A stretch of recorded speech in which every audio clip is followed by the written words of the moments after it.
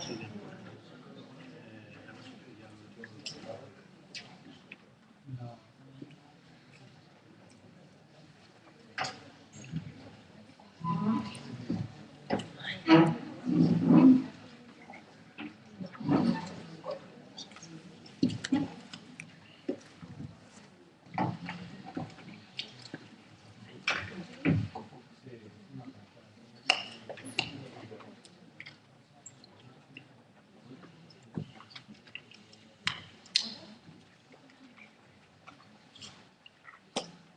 Bien, vamos a dar comienzo al acto inaugural de las 21ª Jornadas de Tecnología Educativa, Jute, que se celebran este año 2013.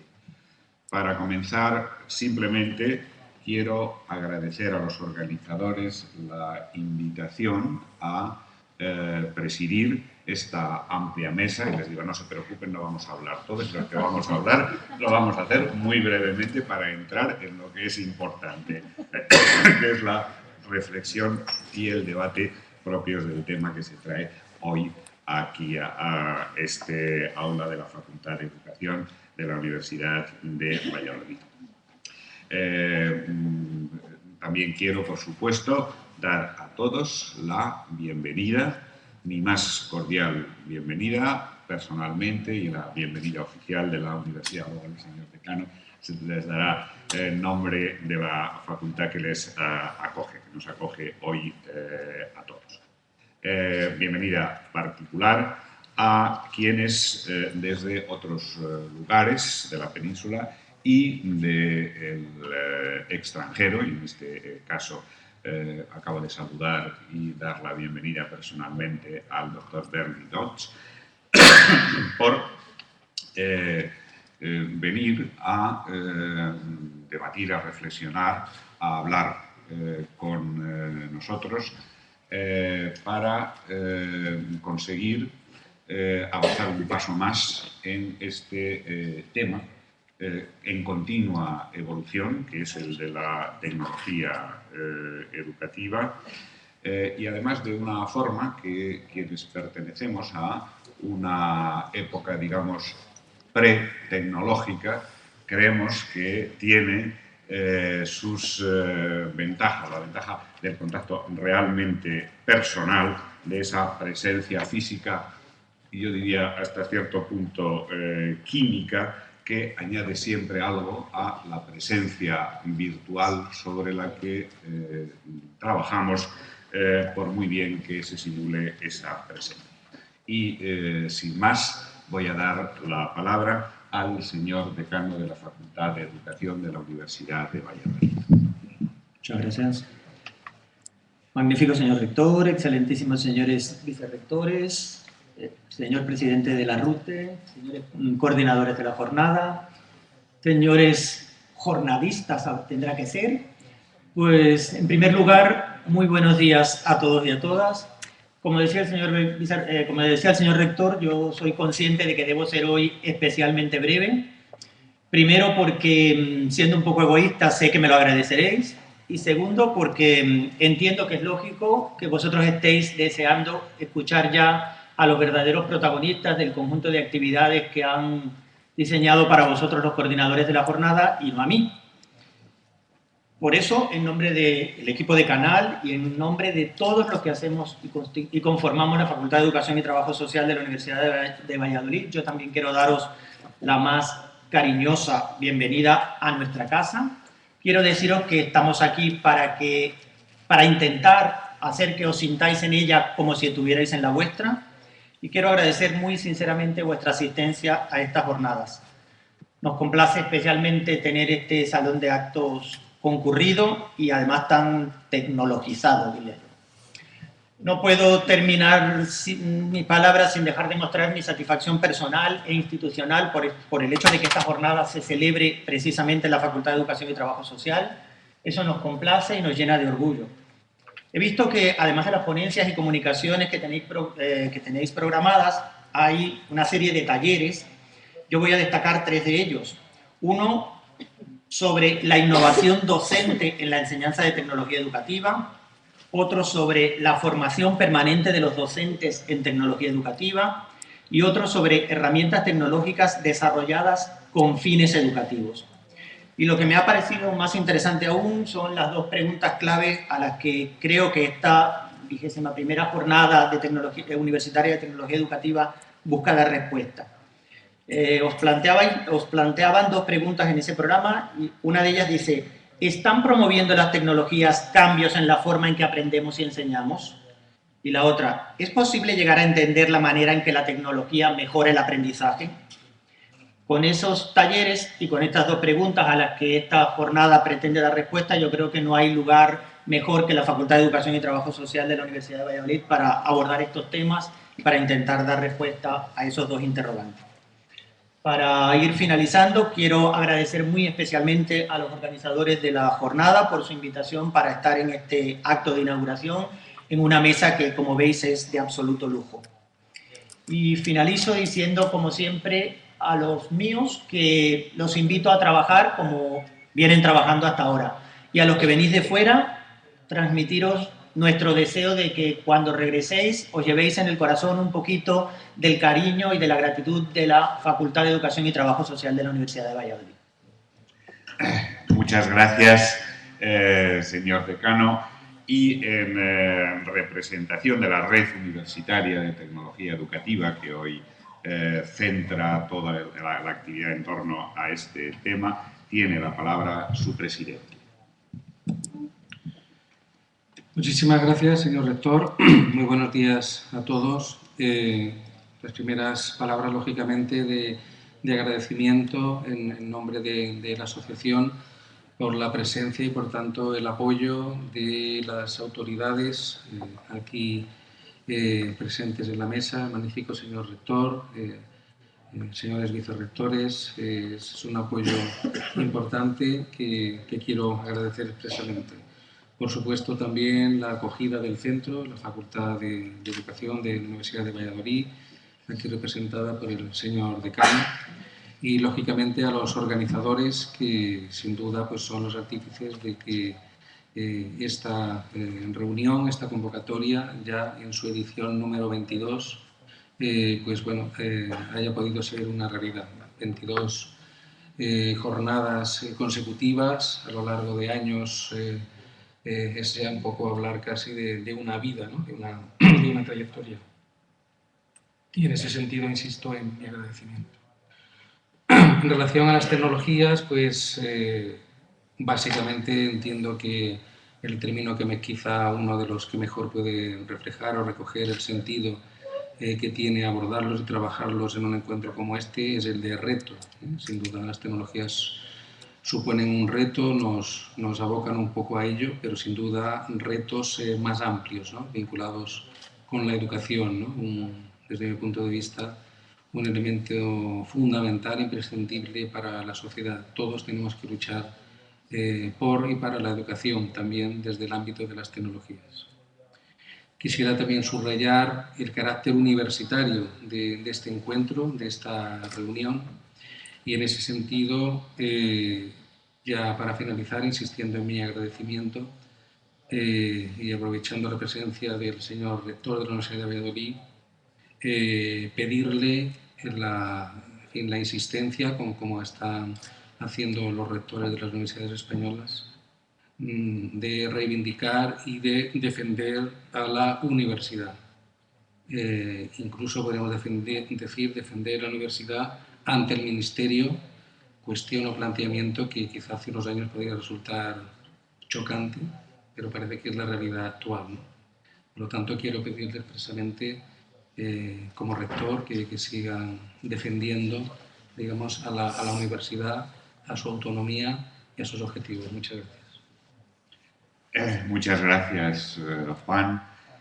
Ahora, tras la renuncia de los vicerrectores a intervenir en aras de la mayor brevedad, vamos a duplicar la intervención de los organizadores del evento en la Universidad de Valladolid.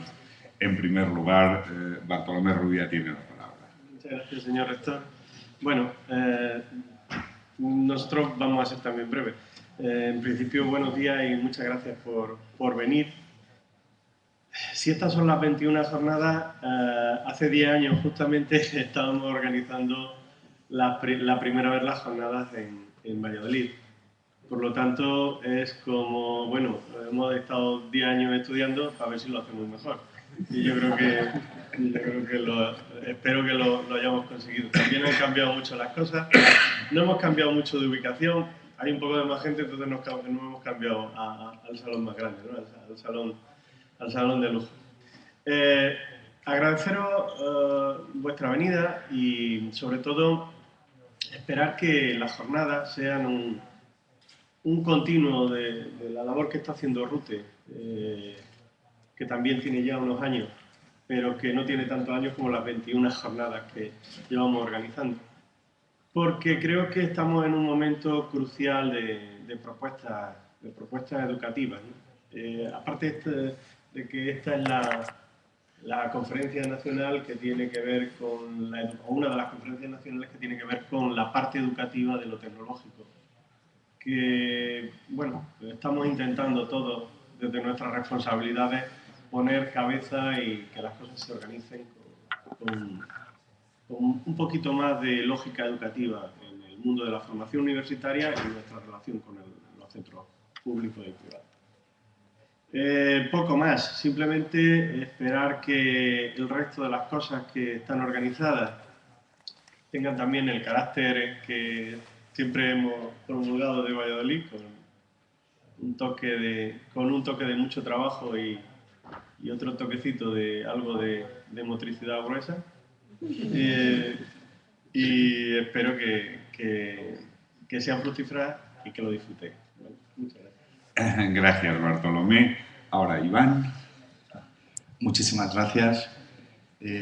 Antes de nada, es un auténtico placer compartir esta mesa con nuestras autoridades académicas, no solo por lo que representan en la institución y por el apoyo a estas jornadas, sino también por lo que en lo personal y lo profesional lo son. Así que muchísimas gracias.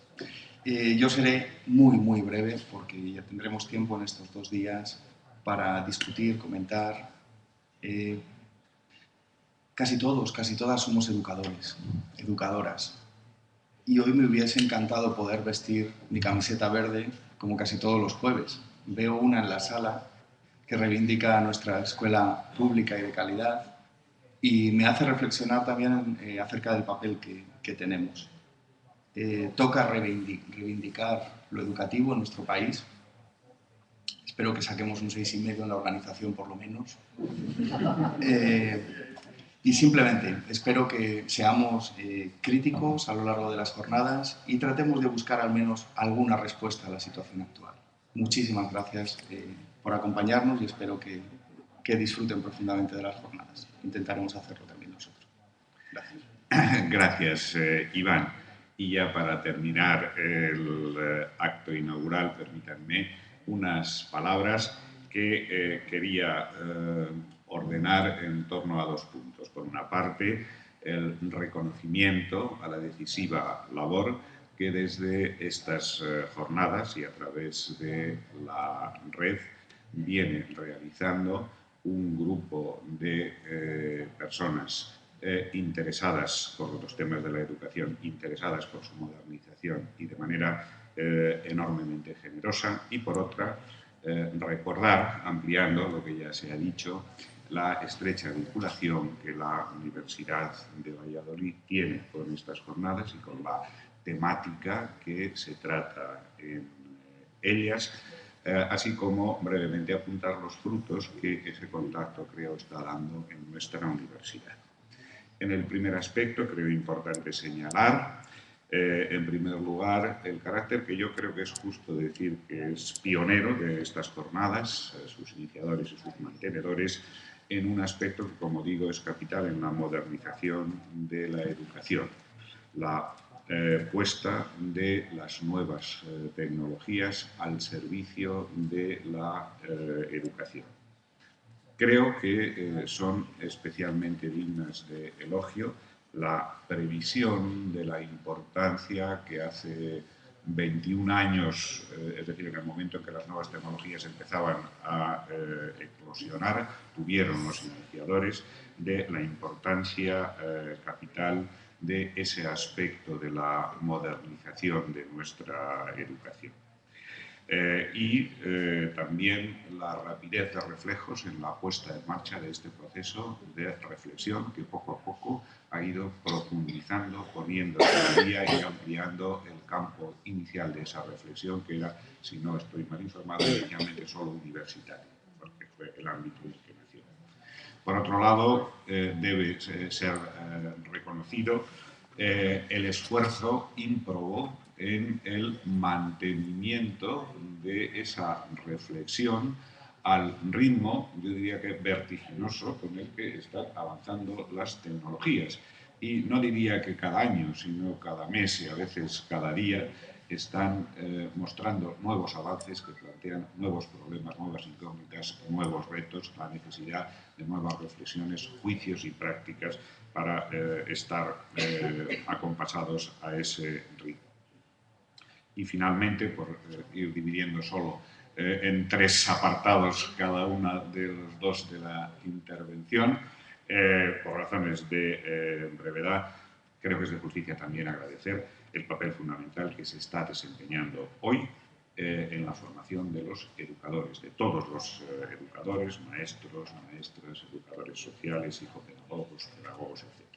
En este aspecto no puedo dejar de señalar la importancia que ya antes había apuntado, estaba implícita, y es la importante dimensión social que van adquiriendo estas jornadas, el luchar contra una nueva dimensión de la marginación cultural, aquella que deriva de la necesidad de lo que podemos llamar la alfabetización digital, tarea que es preciso desarrollar no solo y quizá no especialmente con los jóvenes, sino con muchas de las personas que procedemos de esa época pretecnológica. En el segundo aspecto, en el aspecto más personal, las relaciones de la universidad con este grupo de personas y su actividad, recordaba Barto que hace 10 años se acogían unas jornadas, las 10º debían ser, pues si mis conocimientos matemáticos, aunque procedo del ámbito del derecho, no me engañan, y que sirvieron de ensayo general para estas. Por otra parte, miembros del Departamento de Pedagogía de los 4 centros de educación de nuestra universidad vienen asistiendo a las Jute, a estas jornadas, desde su creación y su primera reunión, creo que fue en Barcelona. Son socios fundadores de la red Jute, miembros de diversas directivas. Aquí están también, por esa razón, tanto Bartolomé como Iván, que se han sucedido en esos puestos, y son revisores unos y miembros del comité otros de la revista Relatec, que es, digamos, la tercera de las patas de esta organización, con mucho de cooperativa, que promueve la educación tecnológica. Esta larga relación ha dado frutos y con esto termino estos años con la puesta en marcha de múltiples iniciativas que reúnen, por un lado, la utilización en beneficio de la comunidad universitaria de los servicios de las nuevas tecnologías, del mundo digital y, muy específicamente, de la dimensión educativa a través fundamentalmente de las aulas virtuales, que son hoy un instrumento importante para vincular a las tres universidades de Castilla y León que estamos unidas en un campus de excelencia, además de Valladolid, León y Burgos, y que espero pronto tengan un ámbito mucho más amplio. Recordando la anterior experiencia de ustedes aquí en unas jornadas parecidas a esto, les digo que, como habrán podido comprobar entonces y lo comprobarán mucho mejor ahora, esta es su casa. Buena estancia, buen trabajo, y con ello podemos considerar inauguradas estas 21ª jornadas. Muchas gracias a todos.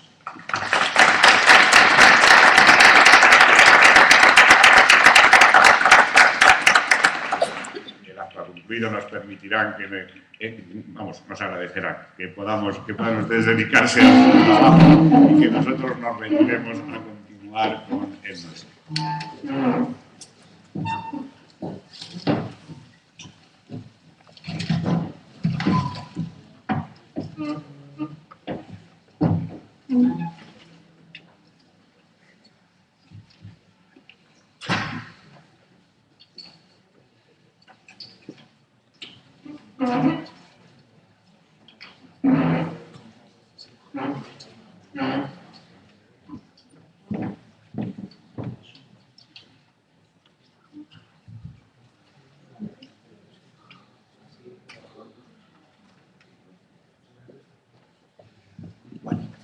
Concluido el acto inaugural, permítanme que les recuerde algunas cuestiones organizativas antes de invitar al profesor Berni Deutsch a esta mesa. En las identificaciones tienen los tickets para los almuerzos de hoy y mañana. Tendrán lugar aquí en los apartamentos universitarios a un par de minutos caminando de la facultad. Y recuerden que también tienen el ticket para la cena de gala de esta noche en el Palacio Santa Cruz. La línea 8 de autobús es la más conveniente para desplazarnos desde la facultad hacia el centro y viceversa. Esta tarde, como ya les habrán comentado en la mesa afuera, hay dos opciones culturales. Una primera relacionada con una visita a la Biblioteca Histórica de la Universidad, se hará en 2 turnos, y después también un paseo en autobús turístico por la ciudad de Valladolid. Recuerden también que la red wifi para las jornadas lleva el nombre de Jute2013 y el password será Rute2013. Esas son también la cuenta de las jornadas en Twitter y los 2 hashtags que de momento hemos creado, el genérico Jute2013 para cualquier aspecto que deseen comentar, que como verán estamos proyectando también aquí al lado, y por otro lado el hashtag tallerrute para uno de los talleres transversales que tendrán lugar mañana y en el que ya pueden ir haciendo aportaciones a la red universitaria de Tecnología Educativa. Si tienen alguna pregunta, pues no duden en hacérnosla a cualquiera de nosotros o a cualquiera de nuestros compañeros que están fuera en la mesa. Bueno, gracias. So, Professor Deutsch.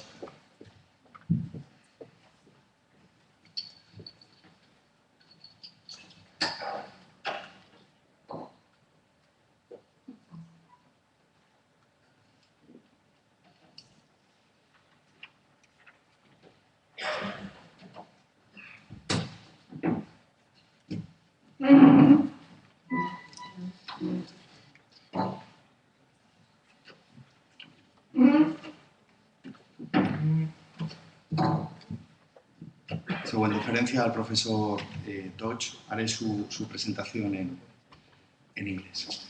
So, good morning, ladies and gentlemen. It's a great pleasure for me to introduce you today Berni Deutsch, Professor of Educational Technology at San Diego State University. So thanks a lot for being here with us at Jute 2013, because it's a great honor for us. So I'm happy today to see some of our students here in the room, since they've been curious enough to get in and to see how the WebQuest big guy looks like. So thank you for coming. Professor Dodge's work has been an inspiration for many of us since he published in 1995 his work in distant education entitled WebQuest, a technique for internet-based learning. Most of us have used WebQuest at some point within our ICT courses to preserve its teachers. He has been cited in eSchool News as one of the United States' top 30 educational technology innovators.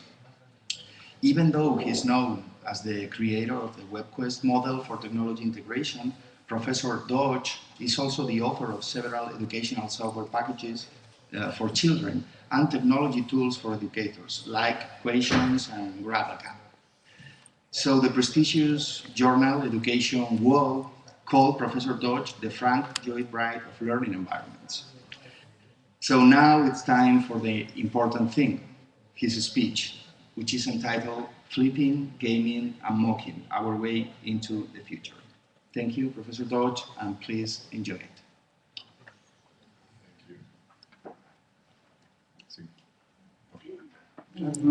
Good morning. It is a pleasure to be here again. This is my 4th trip to Spain, my 2nd trip to Valladolid. And every time I come here, I remember everything that I like about Spain. And I also remember my Spanish teacher. Like many Americans, I took Spanish in high school. And like any teacher who loves what they do, my Spanish teacher threw herself into the culture of Spain, not of Latin America, but of Spain. And every summer she would come here to refresh her memory, to update herself on her language skills, and basically I think they have a good time. Miss Wilson, one year though, I remember, she was getting ready for her summer visit to Spain and broke her leg. And at first she thought, I won't be able to come. I'm going to have to stay home. The trip to Spain was the highlight of her year. But she decided to forge ahead, and with her leg in a cast and carrying crutches, she came to Spain for that summer again, for probably the 10th time. And when she came back, she described it as the best trip she had ever had, because if she was walking anywhere and there was a door in front of her, magically out of nowhere, men would appear to open the door for her. If she was standing in line for a restaurant, no matter how long the line was to get into the restaurant, magically a table would appear and they would usher her in. So after that trip to Spain, she had a new motto that she followed, which was break a bone and travel alone. And I've often thought, I've often wondered if that would work if I broke my leg here. And I suspect not. But I'm not going to get to test that hypothesis because I'm here with my wife and I haven't broken anything yet. But testing hypotheses is what brings us all together here. It's really thinking about technology, thinking about how we can improve it, how we can understand how it works and what happens when it doesn't work. And that's what I'd like to talk about over the next few minutes. My goal is to take a look at the current state very briefly, because I know you're already pretty familiar with these things. But just to take a brief scan of the environment of MOOCs and classroom flipping and gamification, because these are all probably the 3 hottest topics right now in our field. And then I'd like to propose something or describe something that I've been thinking about for some time myself, which is a way to look at these things, a way to talk about them, a way to describe them that will make it clearer to us what's going on under the hood when people use a MOOC, when people teach online, when people flip their classes. I find it useful, if you want to be creative about something, to step out of your comfort zone, to step out of the language that you usually use and try to see things through a different set of lenses, to see the world through a different point of view. So over the next 50 minutes, I will blunder into thinking about educational technology in terms of chemistry, and maybe a little bit of algebra, and a little bit of theater, and then finally I haven't finished this part yet, but I'd like to talk about thinking about the way we teach in terms of music. This diagram is from a comic strip that used to appear in American newspapers every Sunday. Every Sunday there was just a little vision of what the future was going to look like. And in 1958, the creator of this publication decided to draw what he saw as the school of the future, the classroom of the future. So if you look closely at it, it looks pretty stupid. But here there is, first of all, well, what do you notice? There's no teacher in the room, except there's a giant one who is beaming in on a big screen. I don't see any adults in the room.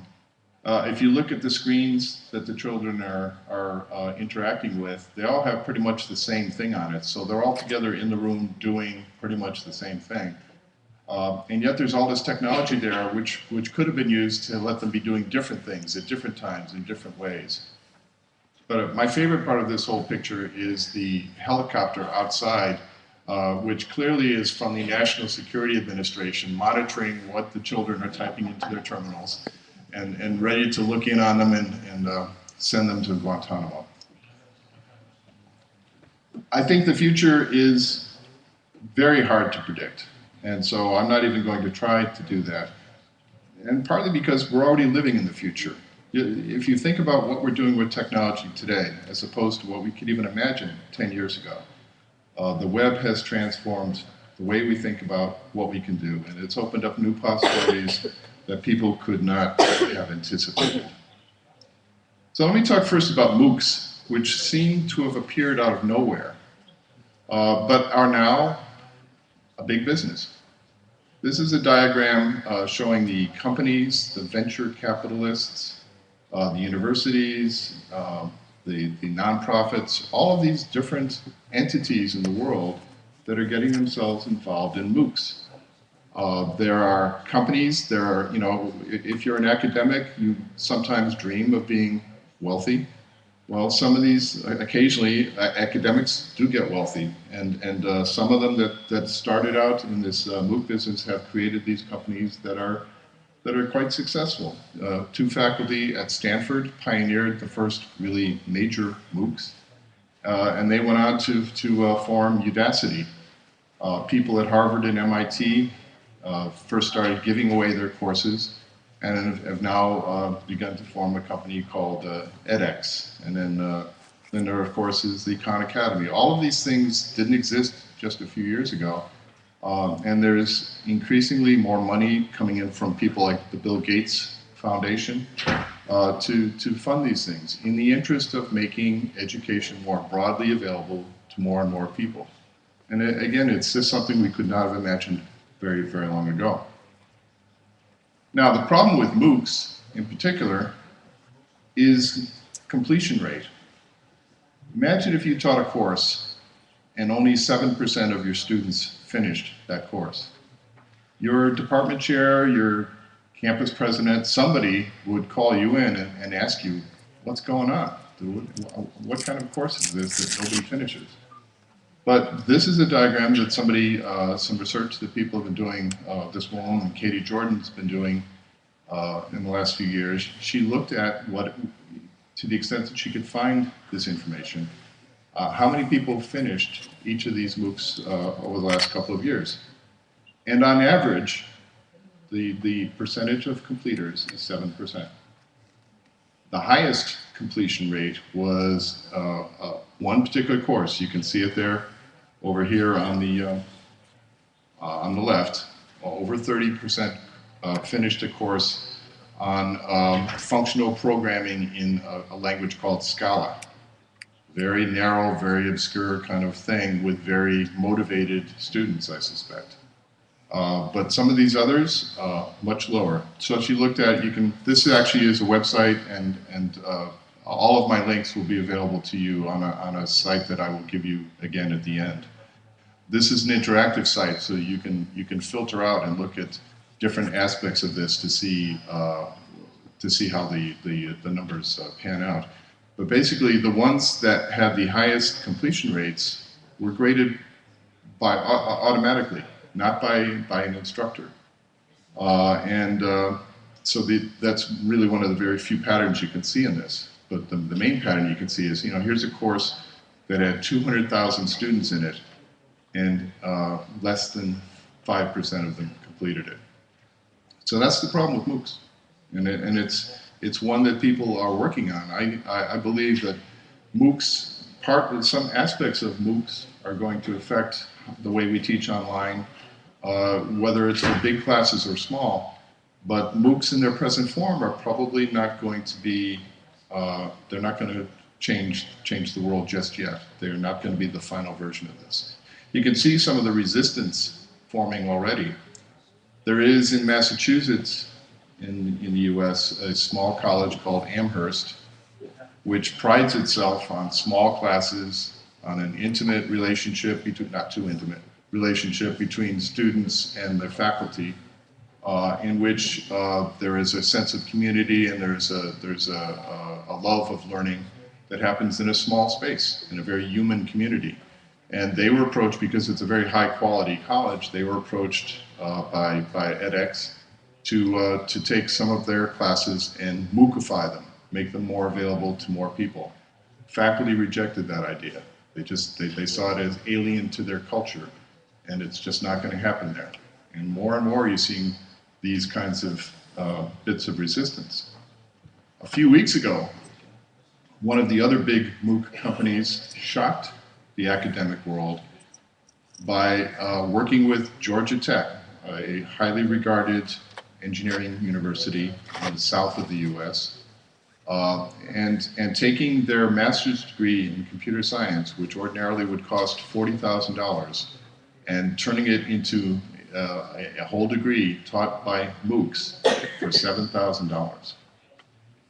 That has got a lot of universities quite frightened, because they think, well, if we can get that many more students and charge that little, everyone's ahead. This is a good thing. Now, the thing that has people scared is that if you look in the fine print here, Georgia Tech said that they expect that they only need to hire another 8 faculty.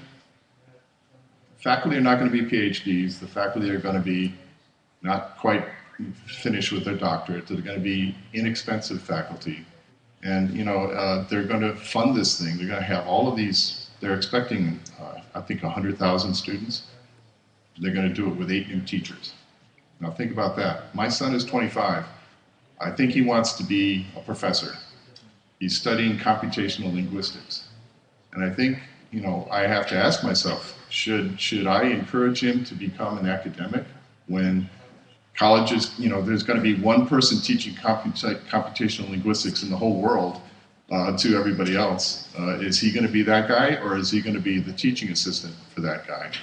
So it's a very interesting time that has a lot of people a little bit apprehensive, and this is the best example of that.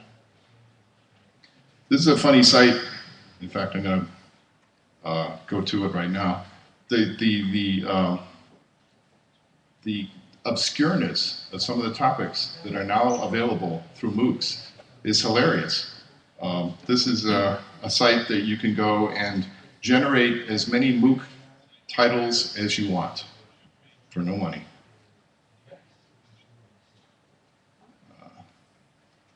Mediated Approaches to Altruistic Landscape, the novels of Bendigo Juarez. It even generates its own hashtag to go with this course. Here's another one. Mediated Approaches to International Daddy in the American Landscape. Neocolonialism of Progressive Gentics, a collage seen in the American Dance. So you can just go to this site and create as many MOOC courses as you like. Of course, none of them exist, but it's just kind of an example of what the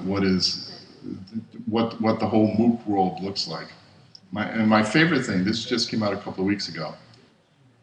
One of the assumptions that makes university administrators happy about MOOCs is the idea of expanding their reach, expanding their impact without spending a lot of money on it.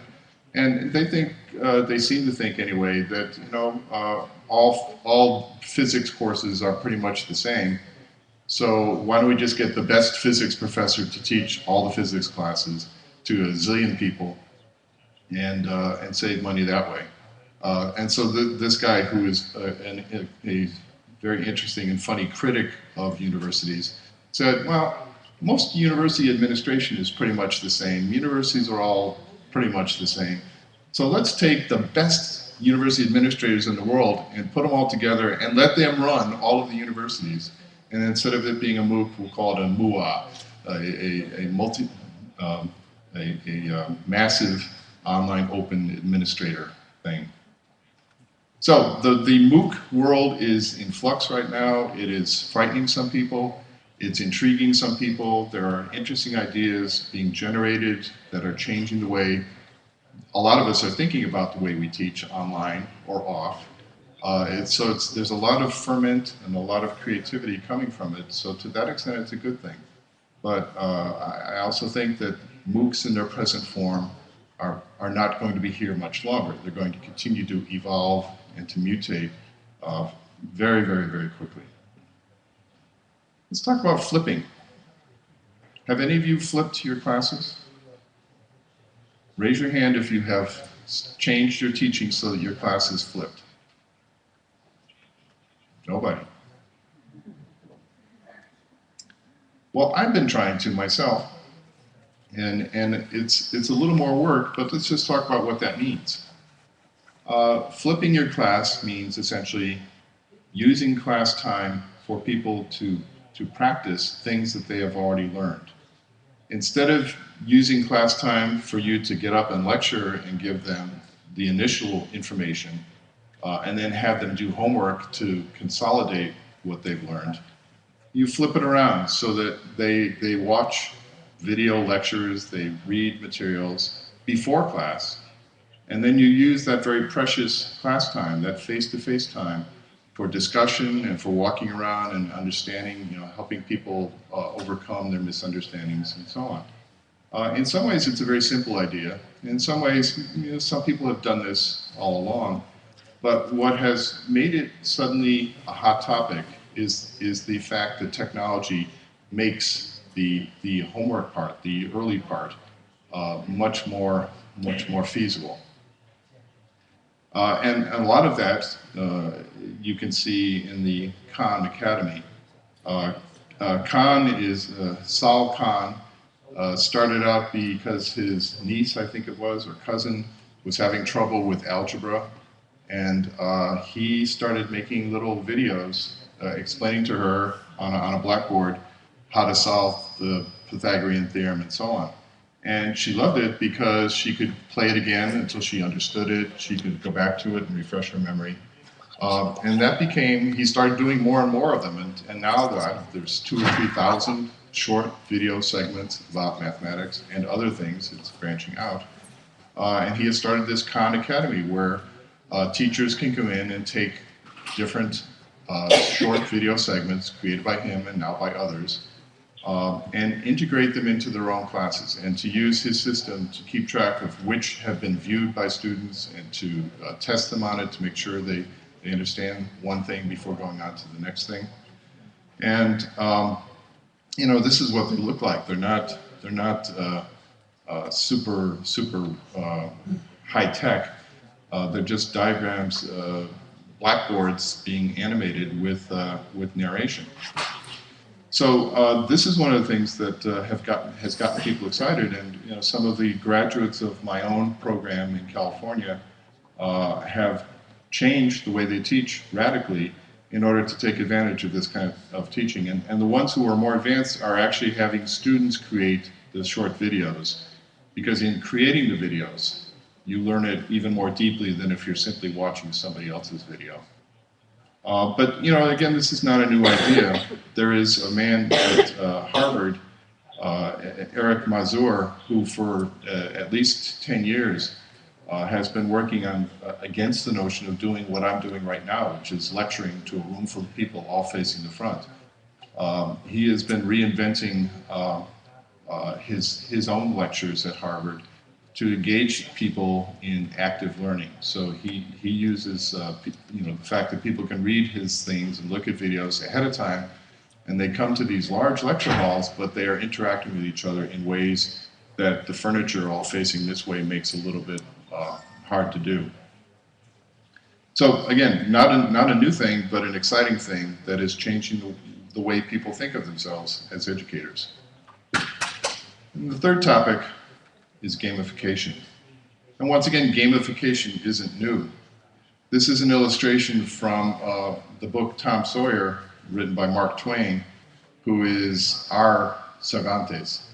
Mark Twain's Tom Sawyer is one of the great works of literature. And I remember this. I didn't have to go look this up. I remember this when I read it when I was 12 years old. Tom Sawyer experienced gamification.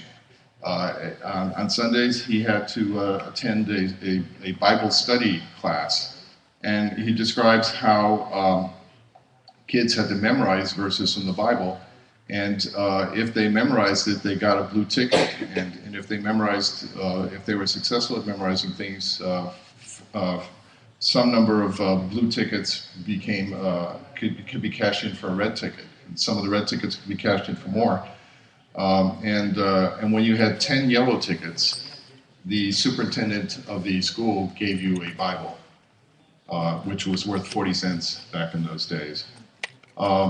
And he describes here one of the boys in his class over a period of 2 years had won 4 or 5 of these Bibles.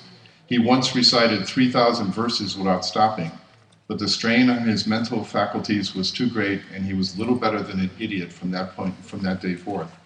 So this is gamification that got to be so extreme that he threw himself so into the memorizing of Bible verses that it was almost dangerous. So this is an idea that's not brand new. It's been around for a while.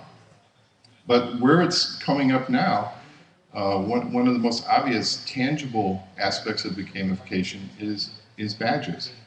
The notion of Mozilla, the foundation of Mozilla, which is behind the Firefox browser, is trying to establish a way for people to earn badges not attached with a particular class, but badges that you can acquire based on outside of formal education experiences, something that certifies that you have a particular set of skills, and that will be recognized as you go from school to job to university and so on.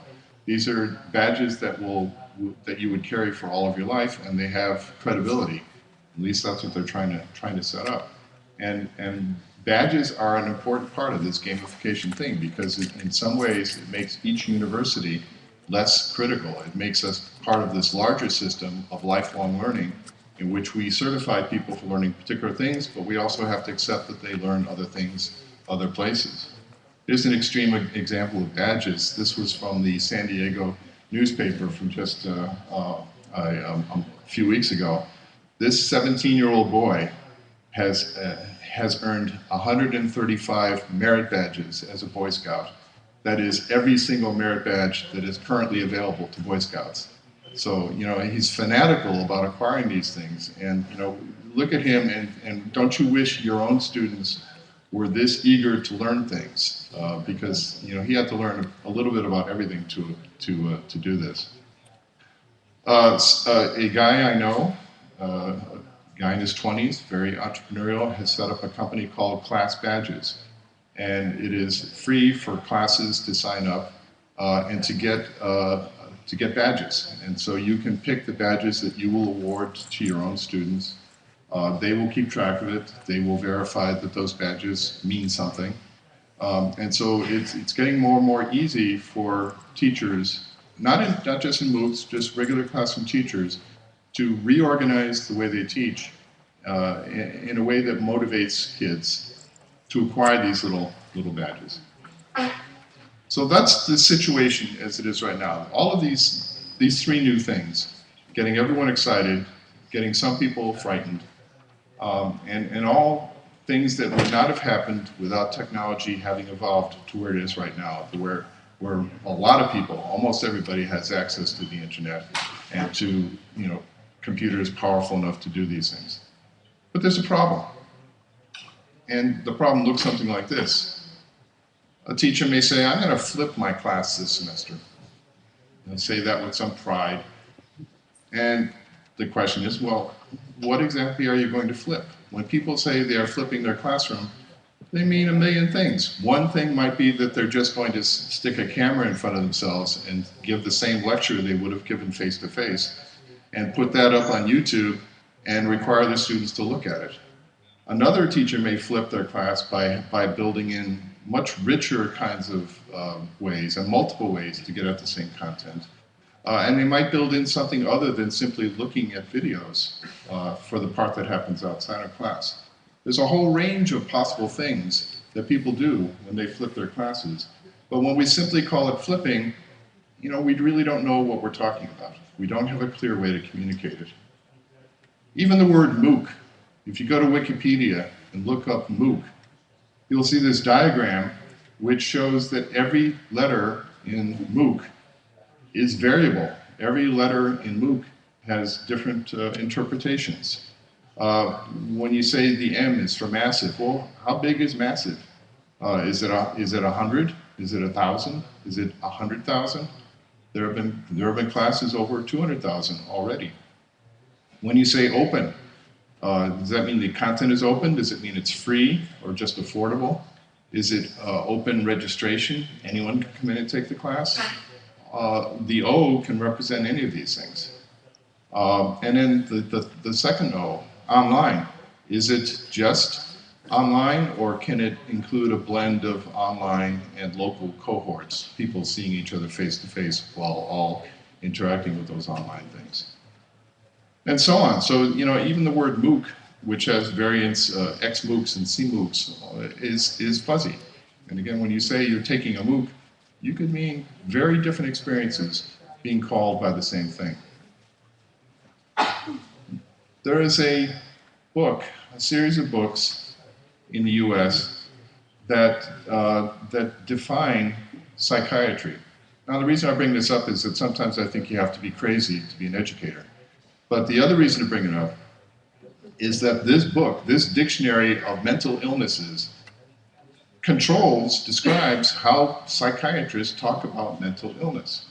And the first version of it came out in 1952. And it finally, for the first time, gave people a common language for talking about what they do as psychiatrists. And when each term was defined, that then gave psychiatrists and hospitals and health insurers a common tongue for diagnosis and for paying for treatment and so on. In 1952, in the book of mental disorders was homosexuality. It was decided in 1952, this is a mental illness. 2 editions later, in 1974, they decided that homosexuality is not a mental illness. It was removed from that version, the DSM.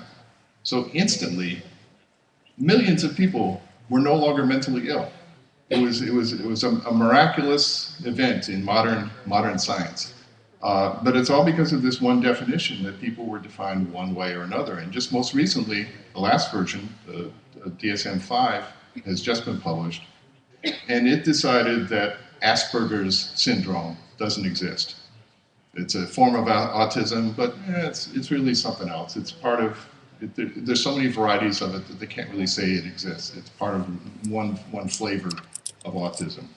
So there is this danger in categories, dangers in the way that we use words that sometimes gets in the way of us being effective and being useful. More recently, there's something still in draft form for psychiatrists called the Research Domain Criteria Matrix, in which they're taking all the things that go wrong with people's mental faculties, and they're breaking it down into smaller units. And this seems like a very useful thing to me. They made this matrix in which on the columns are different units of analysis, looking at the genetic components, looking at physiology, looking at behavior. And the rows are different aspects of what people do and how people think. And it includes things like perception and memory. And what they're proposing is that instead of having these labels that are so broad that they don't mean anything, that research is going to be done looking at each of those cells, looking at every place where those things cross out for us to get a better understanding of how the human mind works. And I think what I want to talk about for the remainder of this is that we need the same sort of thing in education, in the educational technology. We need a more precise way of talking about MOOCs and flipped learning and all the things that we do that are interesting and intriguing, and to do in a way that will make us better able to evaluate and to design innovations in educational technology. And so this is a diagram that is so bizarre that it's likely to stick in your mind, because the model that I want to propose to you is called I see pigs. So you just saw pigs. Just remember, I see pigs. And let me describe what this is. The I see pigs model is a way to describe any learning environment, with or without technology. The technology just makes it that much more interesting. There's so many more possibilities. Face-to-face instruction, e-learning, mobile learning. And what I want to propose is a shorthand way for us to describe the things that we do. A shorthand way to capture all the rich activity that goes on in these environments that we're able to create these ways. So what is IC Pigs? What does it stand for? At the center of it is the single most important thing, the student. So the S in IC Pigs is the student. And you know, the synonyms, call them a learner, call them a trainee, call them a participant, but that's at the center of all of this. The G in pigs is a guide, or a teacher, or a trainer. But the guide is somebody who's there to manage and corral the learner into thinking the right way and doing the right things in order to increase their skills and knowledge. And always there's information. What makes things interesting is that the information used to be just in books, but now the information is all sorts of media, and particularly, of course, for all of us, the internet. So as part of any learning environment, there is this flow of information that we control and curate and edit that is at the core of what's going on. And finally, peers. Any learning environment, most learning environments, are done socially. They're done in the context of being with other learners, learning pretty much the same thing. So these are the 4 elements that are part of any learning environment, and that I think we can describe anything that we do in terms of these 4 things, the interactions among these 4 entities. But I'm going to make some assumptions. One is that learning requires interaction, and that the more interaction there is, and the higher level of thinking involved in that interaction, the more likely learning will take place. So that's just an assumption that I'm going to have here. It's not a very dangerous assumption. It seems pretty obvious when you think about it. If you sit there not really interacting, if you sit there being inactive, you're not going to learn as much as if you throw yourself into it and are engaging with other people, with the teacher, with the information, and yourself. So let's call it engagement, and here's the algebra part. Engagement is a function of the number of interactions, the level of thinking, whether it's low level or high level, deep, and the duration. That something that takes longer is going to have more engagement than something that takes less time total.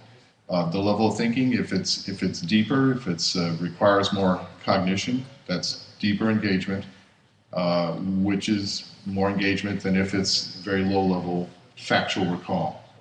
And the number of interactions, the amount of time that you're spending interacting with data, yourself, the instructor, all of that is a function, is what leads us to engagement. So look at the interactions here. This is traditional teaching.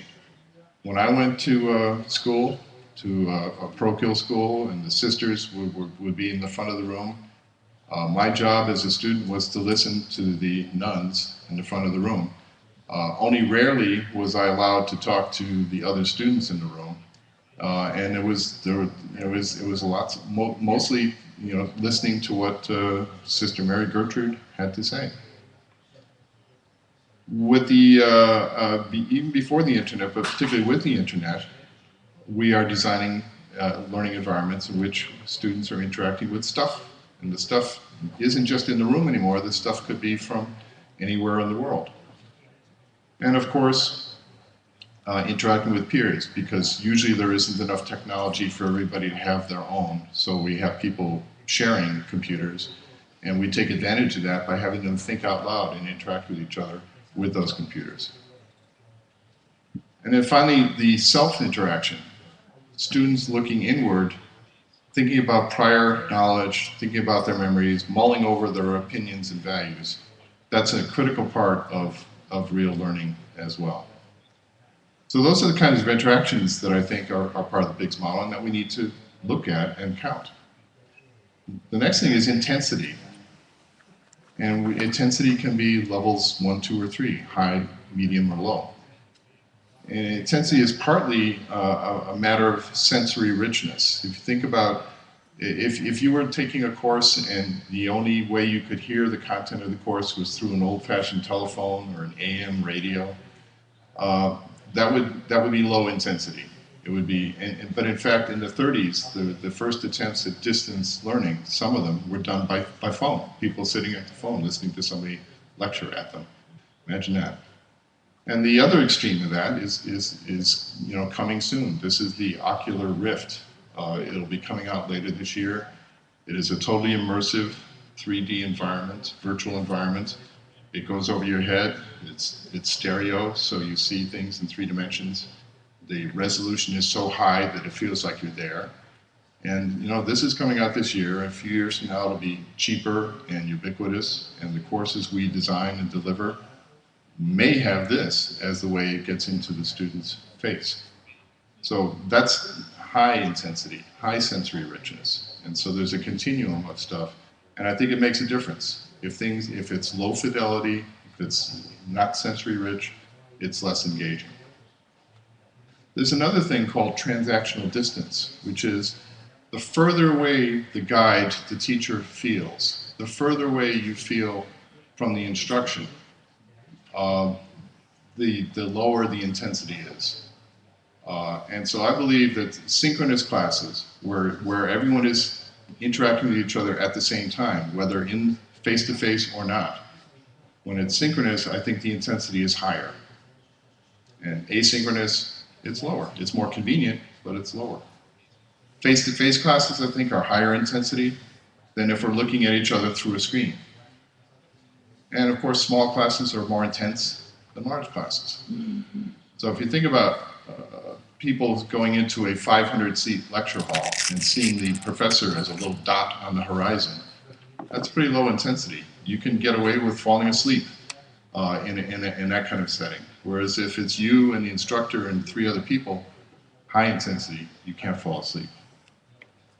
So looking at traditional classrooms as in terms of their intensity, this is what a traditional classroom looks like. There's the guide.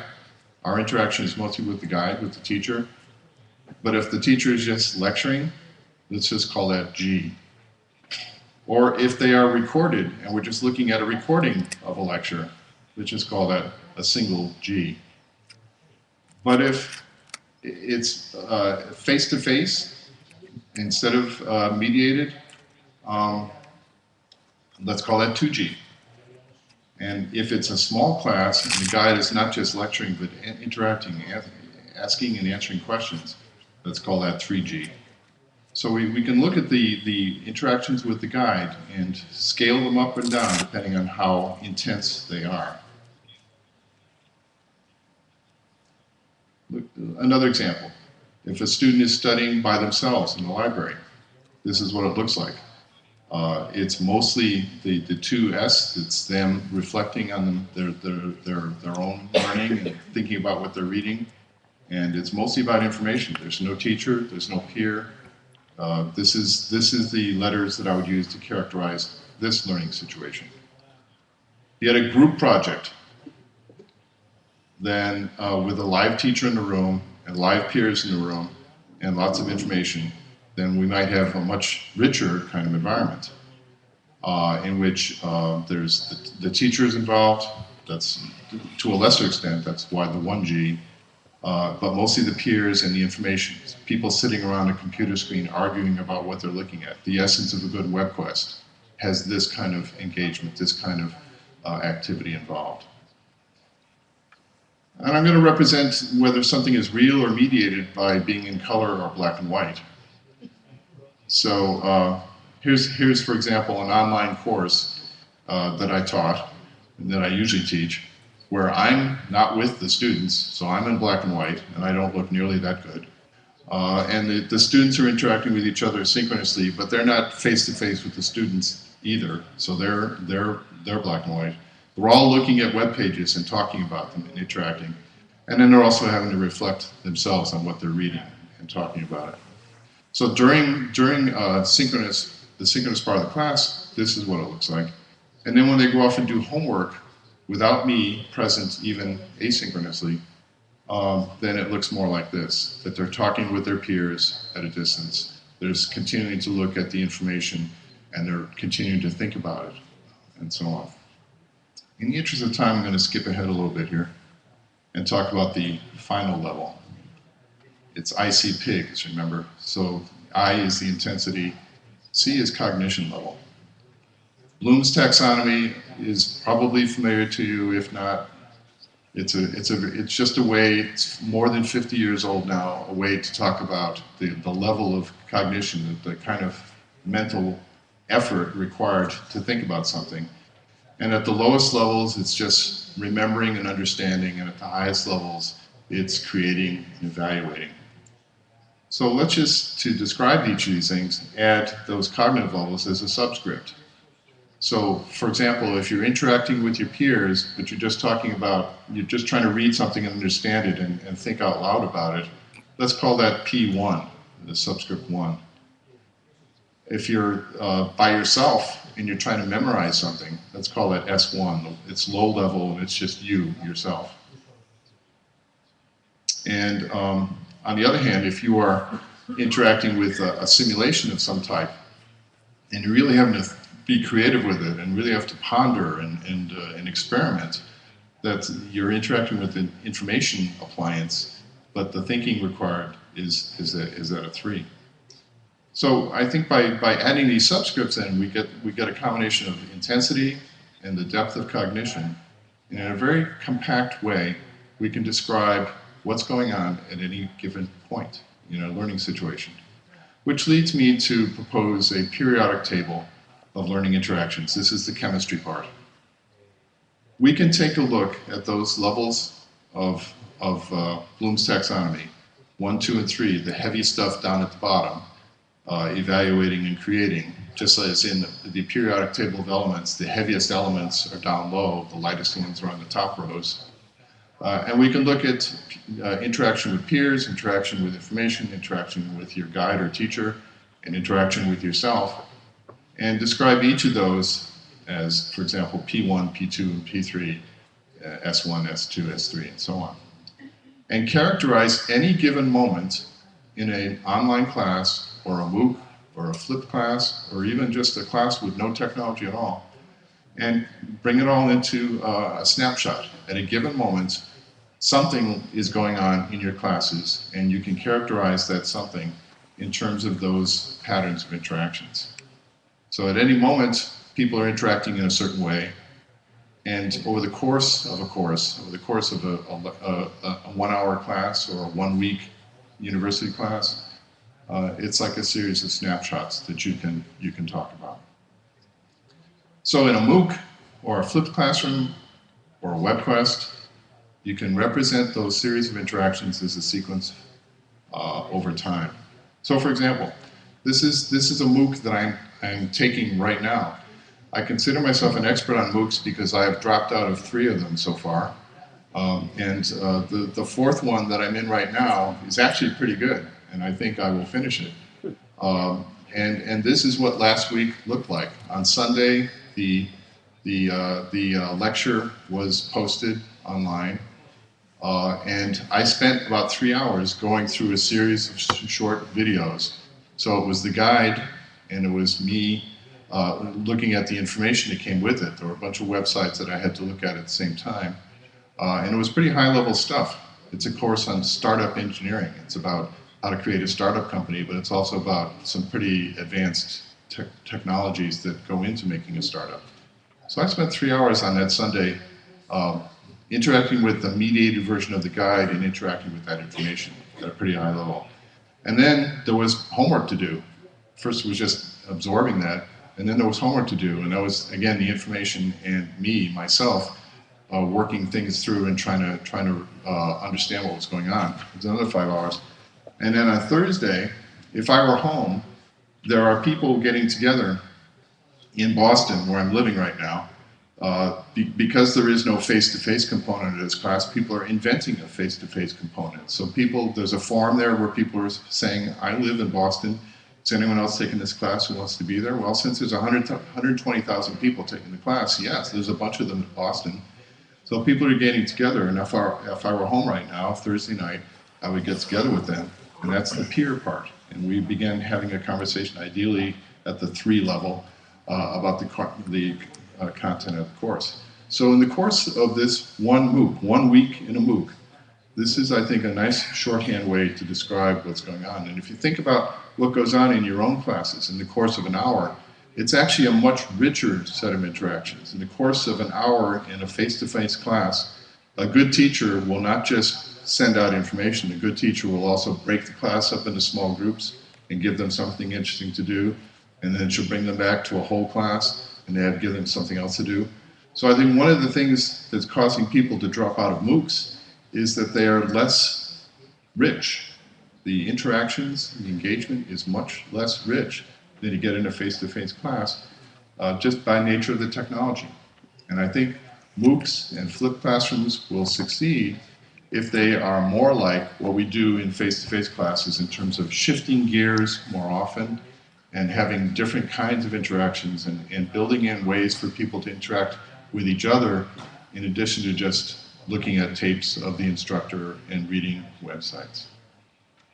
So I hope that I was able to explain this well enough for you to see that this gives us, I think, a powerful way to think about MOOCs and to do research on MOOCs, to compare one MOOC with another, and to learn from the research. You know, to go back and look at existing studies that people have done of MOOCs and flipped classrooms and so on, and see if there's enough data there for us to really characterize how much interaction was going on, at what cognitive level, and with what kind of intensity, and see if that predicts people staying with the class, learning well from the class, liking the class, and wanting to take more classes like that. Because ideally, the business that we are all in is creating engaging environments that people want to persist in and continue in and get smarter in a both joyful and efficient, effective way. So I believe if you can think about interactions, forget the word MOOC, just think about it as a collection, a series, a sequence of different kinds of interactions, and rethink what you do in your own teaching in terms of those interactions. I think it gives us a better starting point for getting smart about everything we do with educational technology. We have a few minutes for questions. I'd be happy to answer any that you have.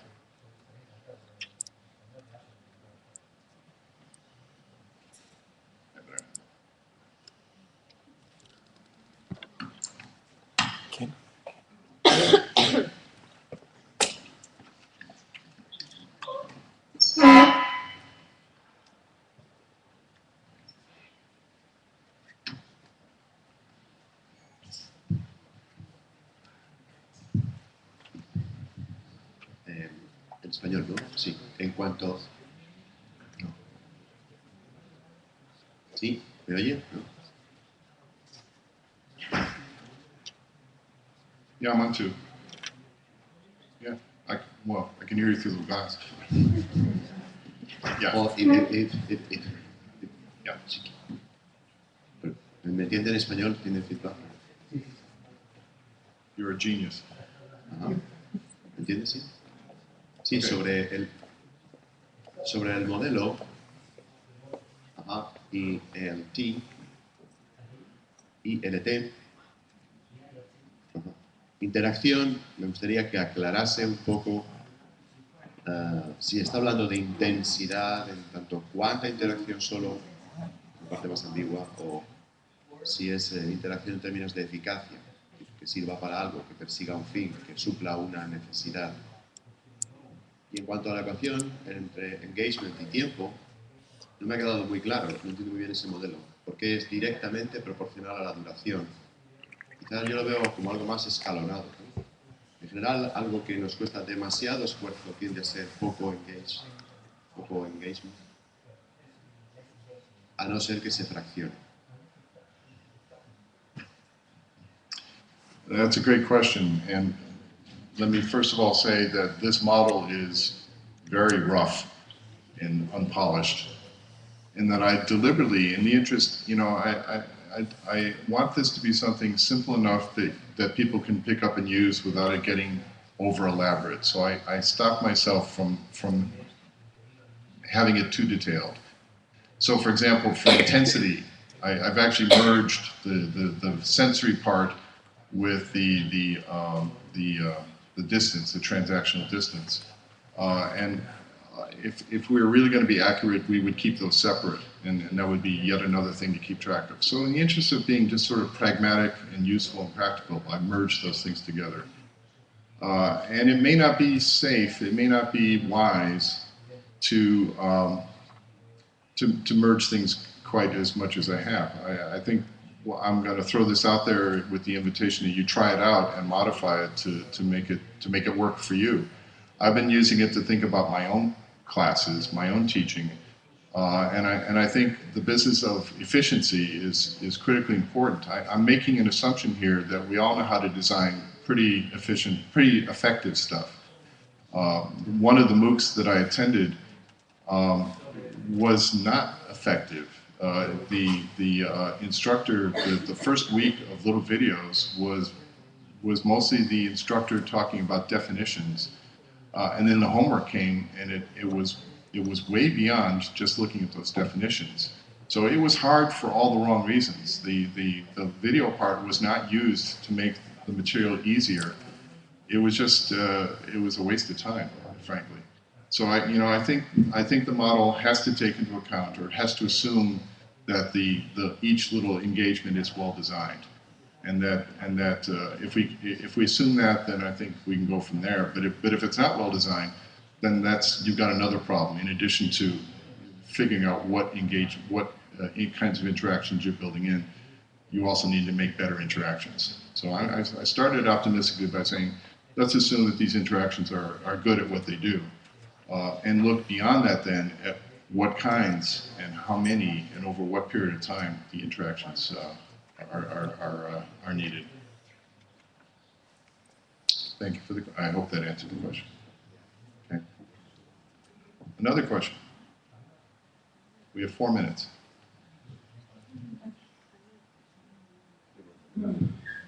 Mientras la gente piensa... No, you only get one question. Please. En cualquier caso, me parece una idea muy buena, porque esta idea de gamificar el modelo de educación puede dar bastantes frutos. En particular, ¿cree, señor Dodds, que se podría llegar a establecer una correspondencia entre una secuencia, que sería como la gramática de una determinada educación, con los resultados en términos de los objetivos iniciales, de forma que el modelo no sería solo descriptivo, sino también generativo? ¿Tiene alguna inquietud o esperanza sobre eso? This time I wasn't able to hear the interpreter at all. Can you?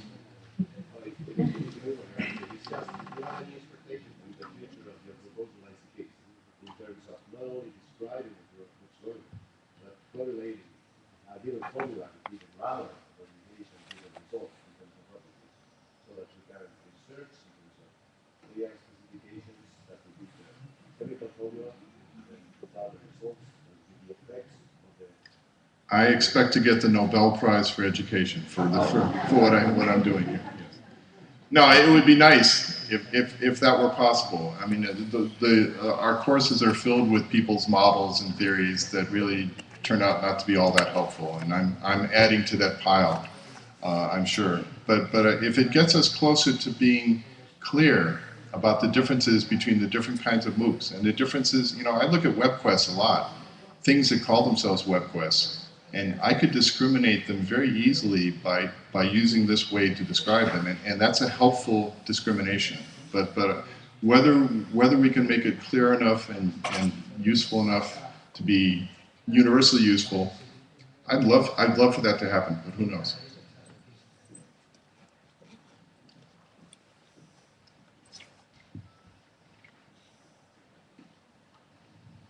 So, thank you very much for your talk.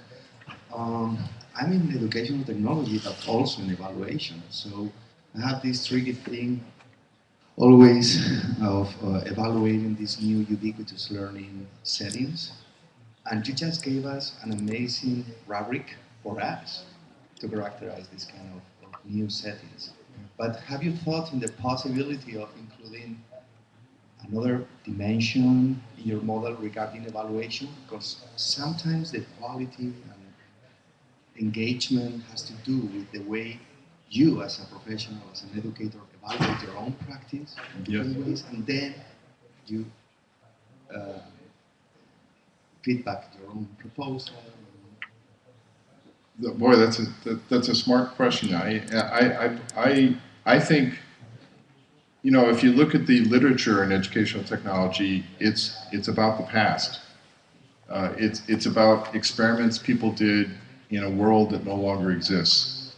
Right now, we were just talking about this the other day over dinner. It was only 6 years ago that the iPhone came out.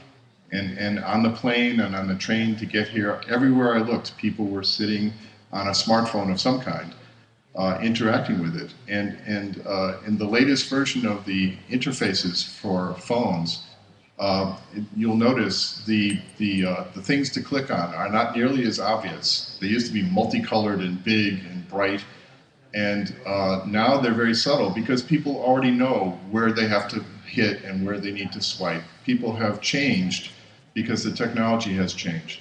And in a similar way, any of the research we see about previous educational technologies is described what happened in a world in which people weren't used to this. That their bandwidth was less, their use of technology had a shorter history, and we have already changed. So every time we try to do research on something, I think we need to sort of focus on the present, because that's our learners are here and now, and we are here and now, and the technology here and now is what we can learn from. So I think there's a lot to be said for becoming a personal scientist about your own teaching, and to use that as a way to get insights. So as I design, I'm on sabbatical now. As I go back to teaching in the fall, I'm going to be thinking in these terms myself for 2 new courses that I'm having to put together.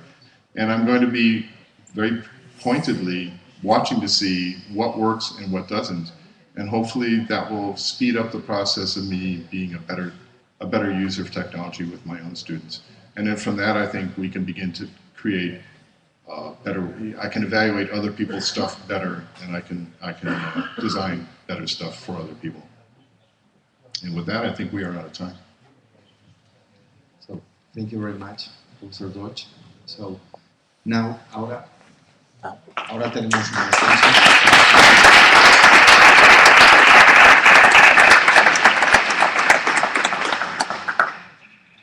Ahora tenemos un pequeño descanso, si no recuerdo mal, y después tenemos los primeros